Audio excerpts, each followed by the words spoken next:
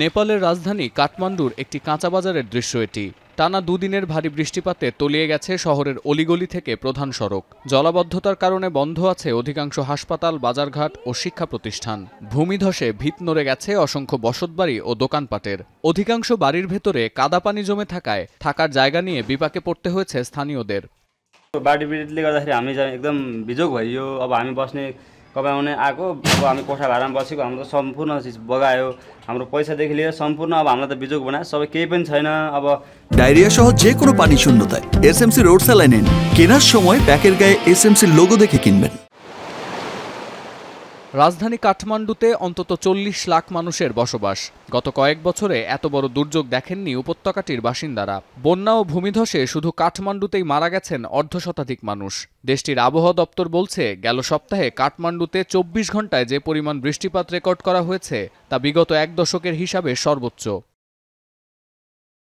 বাংলাদেশের উত্তরাঞ্চল ও নেপাল সীমান্তের মধ্যবর্তী অঞ্চলটি ভারতের। বর্ষা মৌসুমের শেষ সপ্তাহে টানা বৃষ্টিপাতের কারণে দক্ষিণ এশিয়ায় যে প্রাকৃতিক বিপর্যয় সৃষ্টি হয়েছে তার হটস্পট বলা হচ্ছে এই এলাকাটিকে। গত 3 দিন ধরে ভারতের বিহার, বাংলাদেশের উত্তরাঞ্চল ও নেপালে নদীর পানি বাড়ছে আশঙ্কাজনক হারে। বিহারের ধারভাঙ্গা ও সীতামারহি জেলার কোশি ও বাগমতী নদীর পানি বিপদসীমার ওপর দিয়ে বইতে থাকায় সোমবার রাজ্যটিতে বন্যা সতর্কতা জারি করেছে রাজ্য সরকার। বন্যার পানিতে ভেসে গেছে মুজাফফরপুরের কাটরাবাকুচি পাওয়ার গ্রিড।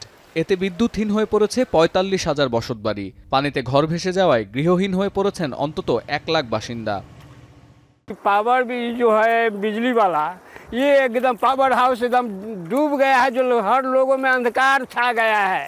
पानी है घर में, हैं, माल मवेशी का दिक्कत है, स्कूल जाने का असुविधा हो गया, स्कूल में पानी है, सारा जगह एकदम डूब गया है।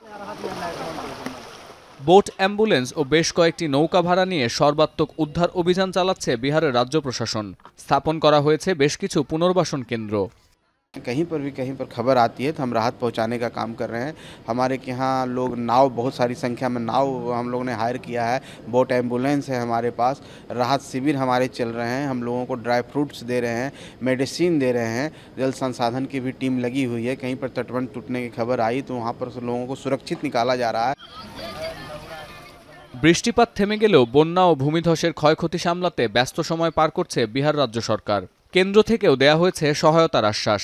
তবে অক্টোবরের 4 থেকে 15 তারিখ পর্যন্ত ভারতের পশ্চিমবঙ্গ সহ বেশ কিছু রাজ্যে আগাম বৃষ্টির পূর্বাভাস থাকায় দুর্যোগের স্থায়িত্ব আরও বাড়তে পারে এমন আশঙ্কা থেকেই যাচ্ছে। সতীর্থ কর্মকার, এখন বিশ্ব।